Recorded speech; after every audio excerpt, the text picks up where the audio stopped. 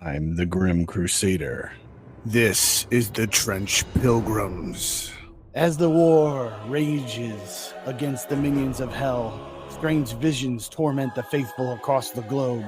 Men and women touched by heaven are granted visions, and revelations are made by the messengers of God. Sisters of the holy orders are marked by the stigmata and take up the sword and the cross as instructed by angels. Those who have transgressed seek to atone for their sins by taking as many followers of the devil with them to the afterlife. So they come, the mad and the maimed, the God-touched and the guilt-ridden, all gathering round prophets and prophetesses, forming trench pilgrim processions. These disorganized groups arm themselves and follow the prophets of the Lord unto the front lines.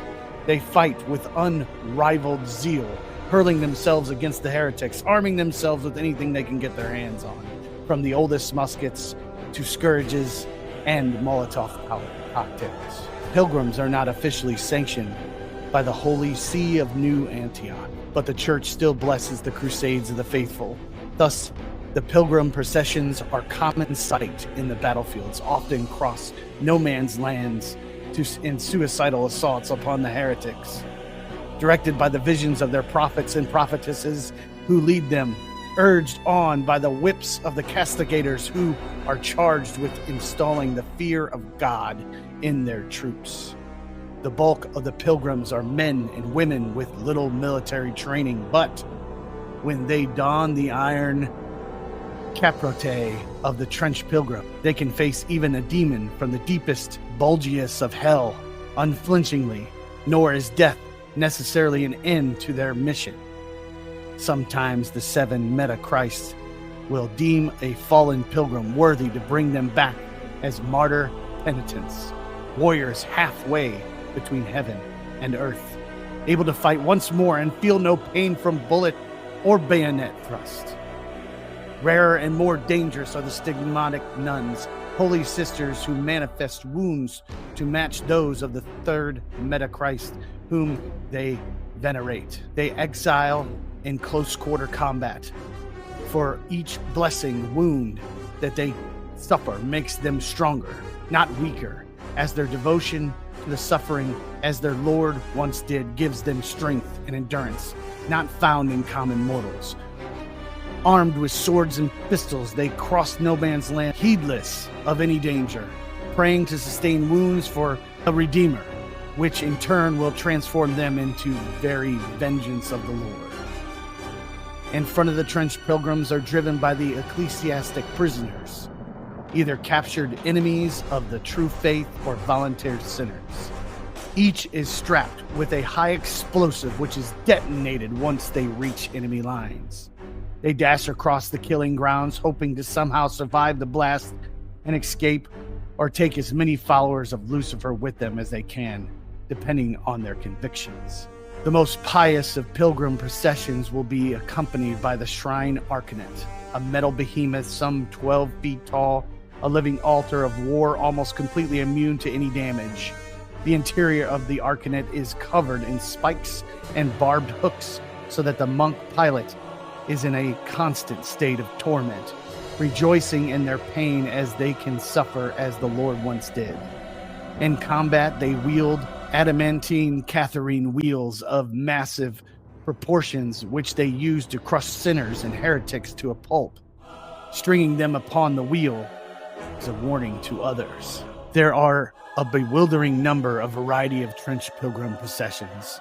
The path of the Pyrrhus Revenge swears in the name of Saint Olga and uses flamethrowers, burning grenades, and incendiary ammunition to assail the heretics. The Pilgrims of the Iron Path follow Saint Rita of Cassia and go into battle with hammers, mauls, maces, and cudgels, and hammer nails into their heads in the memory of the saint they venerate. The Theban Legion of Rome carries the heads of the heretics upon their standards in the memory of their patron, Saint Maurice. They fought with swords and other blades, competing with each other for the number of heretic heads they amass. Trench pilgrims of the procession of the Sacred Affliction are known for their zeal in close quarter combat. their armor decorated with icons and shields, adorned with the depictions of the saints, which despite appearances can withstand machine gun bullets. The millstones they carry upon their backs are used to tie about the necks of sinners before drowning them in the mud and blood of no man's land. The Trench Pilgrims, the good guys. It's kind of a ragtag gang that comes together to fight against evil because they're given a calling. And as far as storyline goes, there's many stories and many war bands that you could put together for whatever reason, just because they are just a, hey, I'll fight with you, hey, I'll go in with you, hey, I'll go in with you kind of war band. But as far as their armory goes, they have plenty of ranged weapons to choose from, melee weapons to choose from, armor, one more than the Heretic Legion. You got standard reinforced trench shield, and you got holy icon shield, and it's elite only, so just remember that. You need glory points to get that. So that's playing the storyline or the campaign. Just also remember there's some that are you're limited to 2 automatic pistols. They're 20 ducats. They're kind of expensive, but they're really less expensive than the flamethrower, which in my mind is one of my favorite things. Also the punt gun, you're limited to as well. And these are pretty good weapons. I do enjoy some Molotov cocktails, but I digress. So, and the melee weapons, and there's a couple with a limit and elite only, which is anti-tank hammers, and the 15 ducats for the Misericordia. So there's limit 1 there. Of course, we talked about armor and equipment. The iron capirote is headgear at 7 ducats. You have to pay for that. Yes, you do. And there's some more consumables, which is the blessed icon and your martyrdom pills and your incendiary ammunition. You're only limited to 1, and it's a consumable. And the mountaineering kit, limit 1, 3 ducats. Not that expensive. But let's take a look at the special equipment. So the following weapons, armor, and equipment are exclusively available to the Trench Pilgrims. The Iron Capirote, and let's find out. It negates additional blood markers from weapons, like we've seen with the heretics. They would, with fire, they give extra blood markers. This would actually negate that. And the keyword shrapnel, and makes the model immune to the effects of fear. So they have no fear. Absolutely no fear. So they just run in there and have no fear of anything whatsoever. So the Molotov cocktail, this is what we talked about. It's a grenade, which is awesome. You can throw it. It's got 6-inch range. It's -1 die to injury, but it's got fire. So it's going to cause a blood marker when you hit with it or not, since you threw it in direction. Now, if it says assault here, that means you can throw this grenade and you're allowed still to assault in that turn. Now, the rules for it is -1 dice on injury rolls, but Molotov cocktails ignore all penalties for terrain and cover, as well as ignoring all armor on a critical attack roll, which is good to have. Now you have your War Cross. It's also known as the I can't even pronounce it, Holy Roman Empire. So if you're building the Holy Roman Empire style Trench Pilgrims, you're going to want to take the War Cross. But it's 8-inch range. There's no long range penalty for it. And it's also got the assault keyword, which means you could still, because it has the word assault, it's a ranged weapon, you can still rush in and assault and charge. But it does not count as one of the ranged weapons carried by the model. So it cannot be carried with grenades and ignores penalties for long range. So a model with this weapon will not run out of them. So the War Cross, you just keep having them. They just keep coming out. They just appear. And then we move to the punt gun. It's basically a really big shotgun. It's two-handed. It's got a range of 18. You get +1 die to hit and to injure. Now it has heavy and shrapnel. And shrapnel causes blood markers regardless of whether if they're hit by it. Unless it's otherwise, even if it's otherwise negated. So, owing to its high accuracy and lethal shot, a punt pun adds +1 dice to the rolls, to the hit, and to the injury rolls. Before a model shoots with the punt gun, you can overcharge it with a shot, giving it a weapon blast 3-inch radius. If you do this, the shooting action with the punt gun always ends the shooter's activation and causes 1 blood marker on the shooter itself. So you're sacrificing a blood marker for yourself. And a model cannot take a ranged attack with the punt gun unless it's either strong or another friendly model is in base contact with it. So pretty cool gun. The anti-tank hammer.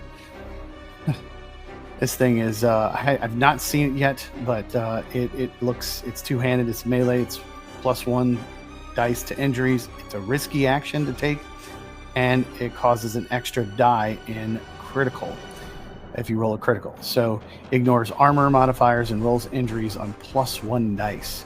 If it hits the enemy, the wielder suffers +1 blood marker as well. So this sucker hands out extra blood markers just like our shrapnel does and our fire does. And it's just pretty awesome. And that is the Trench Pilgrims equipment. So the first thing in the list of the Trench Pilgrims is your War Prophet. You can only have one, and here it must include the War Prophet. So when you create one, you create a warband, you have to take this one. It's not a bad choice, really. It's actually a really good one. So it moves 6 inches. It's considered infantry. It's got +2/+2, just like 32mm base. And that +2/+2 is the same thing that our Heretic Legion has. Our Heretic Priest is pretty much the same way, or the same thing. So it can be equipped with any weapons, armor, or equipment from the Trench Pilgrims equipment list, obviously. And we have the first ability here, which is loudspeakers. So the War Prophet blares out holy sermons and dire prophecies at 100 decibels to inspire the faithful. So the prophet can take a risky action with +2 dice once during each activation. So if the action is successful, all friendly models within 8 inches of the prophet, including the prophet itself, that are not engaged in melee can immediately move up to 3 inches towards any enemy model they can see by the most optimal path that reduces the distance between the moving model and the enemy. So this move allowed them to enter combat as if they charge the enemy and are considered to have done so until the end of the turn. So basically a free move for anyone within 8 inches towards closer to an enemy model. So that could be useful. Memento Mori. The War Prophet is touched by a higher power, and the revealed truth allows them to a degree of protection against the premature death. So once per battle, when the War Prophet is taken out of action for any reason, you can ignore the result as if nothing happened at all. So there you go. You still get your blood markers, but they're tough as hell. So they go down, they come back up. Laying on hands with a successful action, you may remove D3 blood markers from any friendly model within 6 inches, which is very, very useful because as you get blood markers, your enemy is allowed to use those blood markers against you. So getting rid of them would be very beneficial. So they're elite, they're considered a pilgrim, and this is the leader. So the next thing we have is the castigator. 0 to 1, so you can only have one of them, or you don't have to have one at all. But they move 6 inches, they're +1/+1, and they're on a 32mm base like the leader. He can be equipped with any weapon, armor, and equipment from the Trench Pilgrims armory list, equipment list, and he has one ability here called Enforced Orthodoxy. So at any point during its activation, the castigator may take a risky action with a +1 dice. If successful, all friendly models that are down and within 8 inches of the castigator may immediately stand up at no penalty or cost. So that is great. That actually is a very useful ability. And when I take a castigator, I'm using this risky action, or trying to use this risky action, usually towards the end of the game or towards the end. It has made a difference, and it has worked. The Whip of God. So unlike other models, the castigator is allowed to attack friendly models with melee attacks within 1 inch. They can do this without declaring a charge, and each time the castigator takes a friendly model out of action with a melee attack, set a die aside in a pool as an act of piety inspires the troops. The next time your warband makes a morale roll, which is losing half your warband, add that amount of dice of plus dice to the roll equal to the amount of dice in the pool and empty it. Now, I have not used this yet. I can see the benefits of it if you're starting to lose or if you see that you got a really tough situation. But it always is good to know that I have that in my back pocket. So Zealot Strength. So the Cascador may have the keyword strong at the cost of +5 ducats. So you can give them strong so you can carry around heavier weapons. You can have 0 to 1 of the communicates. The communicates are pretty cool. I like them. They're 100 ducats. I do take one. And they're 6 inches movement, -3 dice in ranged. You obviously don't want to try to do ranged combat with them. But they're +2 in melee. They're on a 40 millimeter base, which is a little bit bigger than our leader and the Castigator. And they can take any of the equipment, any of the armor, weapons from the Trench Pilgrim list, and they always carry a communicate cross. So the communicate cross here is a sacred cross is nailed into the face of the communicant. This counts as the iron capote. So combat helmet and a gas mask. So it counts as 3 different really amazing things in the game. So strong, so it ignores the penalties of weapons with the keyword heavy. Obviously, tough communicates are subject to the rules for the tough creatures, and miracles of regeneration. So at the start of each of their activations, the communicant can remove 1 blood marker from themselves if they have any. Now that's really important because you have to get this guy up into melee combat pretty fast. Otherwise, they're going to shoot the crap out of him because he's really scary, just like our werewolf beast in the Heretic Legion. You got to get them in there fast because they're going to be targeted right away, especially for experienced players. But Bodyguard, if any model with the Pilgrim keyword within 1 inch of the communicant is hit by a ranged or melee weapon, excluding the blast, of course, you can choose to redirect the hit against the communicant instead. So you can determine the injuries exactly as if the weapon had hit the communicant instead, which is great because he can basically take hits. And you want to keep somebody close to him because I usually do a Trench Pilgrim along with the communicant and keep them kind of together, running together going up front. So the communicant can take hits for him. And he's another melee Trench Pilgrim usually. And he can the communicant can take the hits for him. So Pilgrim Elite, strong and tough. And here are our Trench Pilgrims. And this is what I was talking about. You got the Martyr Penitent and the Trench Pilgrims. You have these options here. So they are +0/+0. They're on a 25 millimeter base, much smaller than the others. So they can be equipped with any of the weapons from the armory or the equipment from the Trench Pilgrim equipment list. Resurrection. So when the Trench Pilgrim dies, you may elect to rebuy them after the battle as a Martyr Penitent, and that's what we have up here. It gives you a +1 die in melee, and it's resurrected by the Metacries for a cost of 45 ducats. So when hit, any attacks against the Martyr Penitent add -1 die when rolling on the injury table. Their melee bonus is increased to +1, reflecting the profile above. So Martyr Penitents retain their possessions they had before dying and being resurrected. But they lose any scars and advancements they've had if they were elite via campaign promotion. So in-game stuff. So they will lose that. And they also have Zealot Strength, which you for +5 ducats. One of your Trench Pilgrims may have the keyword strong, which will allow them to carry a heavier weapon. And their keyword is Pilgrim, and that's where we get the communicant. He can be a bodyguard for anyone with the Pilgrim keyword, and pretty much all of these guys have the Pilgrim keyword. Yeah, they do. I believe the Stigmatic Nuns do, and the Shrine Arcanate possibly does. Yep, they all have the keyword Pilgrim, so you can protect anybody pretty much. And that's what I figured.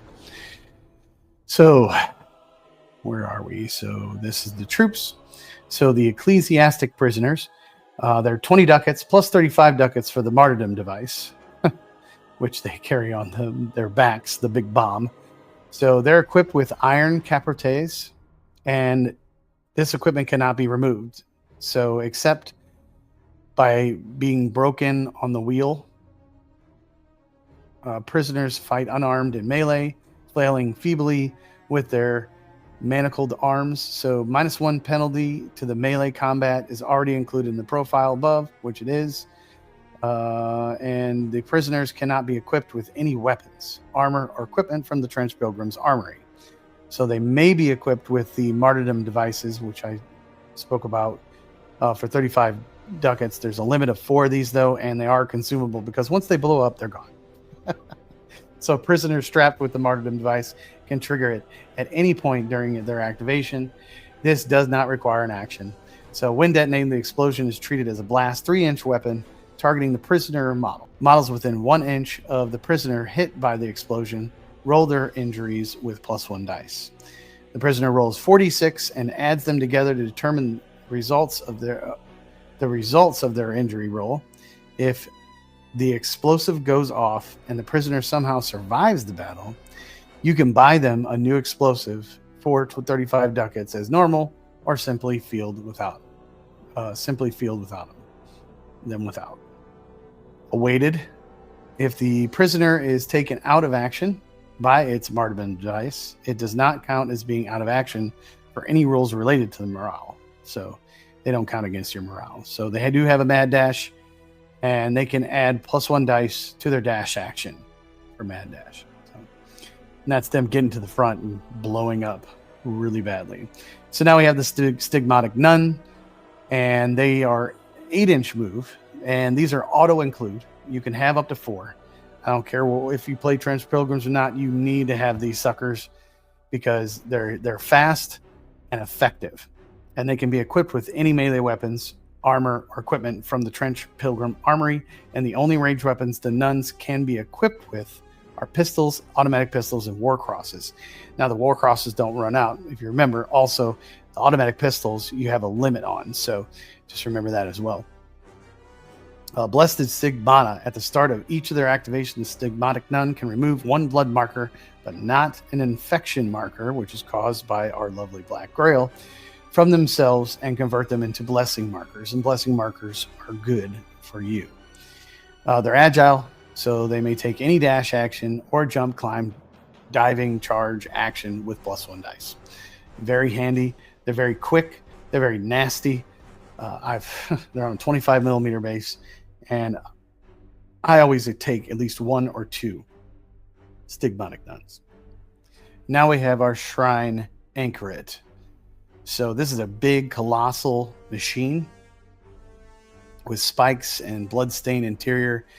The pilot, the monk, is just full of pain. It's for their penance, and they enjoy it. But it's a big machine with a big old wheel that has somebody on the front of it. So it's got -3 in their armor, +2 dice in melee, but 0 ranged here. So it is a 60 millimeter base, so it's a big one. It says you cannot buy any additional equipment, weapons, or armor for the shrine. Each is equipped with a special suit of armor reflected in the profile. So a combat helmet, Catherine wheel, and a Bonebreaker mace. So they literally have those things. These pieces of equipment are built into the integrity of the construction and cannot be removed or lost in any way. So the weapons are detailed below here. The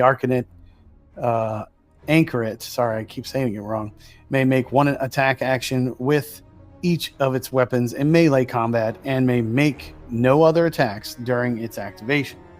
So it basically can make 2 attacks per activation. You want to get it up there in combat, that's for sure. So the wheel, it treats the wheel as one-handed melee weapon with the keyword risky and heavy that grants a +1 die bonus to hit. So for a total of +3 dice due to the melee characteristic that they have here. And because of the enormous weight and the skill of the shrine is inflicting maximum pain, the Catherine wheel rolls on the injury chart with 3d6 instead of the usual 2d6, adding all 3 dice together. So that's a pretty big meaty hit. And there's a particular warband or faction inside the Trench Pilgrims, where I believe you can take 2 of these. I'm not sure. Bonebreaker Mace. The Anchoret, it treats the Bonebreaker Mace as a one-handed melee weapon with the keyword risky, so it's a risky action. The Bonebreaker Mace has a +1 dice bonus to injure. So because of the mace is wielded alongside the Catherine wheel, it is treated as an offhand weapon and suffers penalties accordingly. So that was just its armament there. Its abilities are tough.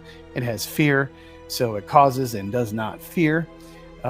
Broken on the wheel. So before the start of the battle, 1 Trench Pilgrim or ecclesiastic prisoner may voluntarily be broken on the wheel to show their piety and devotion. So permanently remove all weapons, armor, and equipment from that victim and store them as you wish. So the shrine will then shatter the bones of the volunteer and carry the broken victim to the battle on its wheel. So as long as the volunteer is not taken out of action, any attacks against the Anchoret are redirected to the volunteer instead, so the volunteer cannot be independently targeted by any abilities or attacks, including blast weapons, for all rules purposes and attack effects such as force movement. The 2 models are treated as a single model, including sharing blood, infection, and blessing markers. So you treat down results against the volunteer as a minor hit. The volunteer cannot take any actions, be activated separately, or move, for obvious reasons. So at the end of the battle, even if the volunteer may have survived, the model dies and is removed from your warband. So you're just basically sacrificing one of your prisoners or pilgrim. So obviously the keywords: fear, tough, and strong.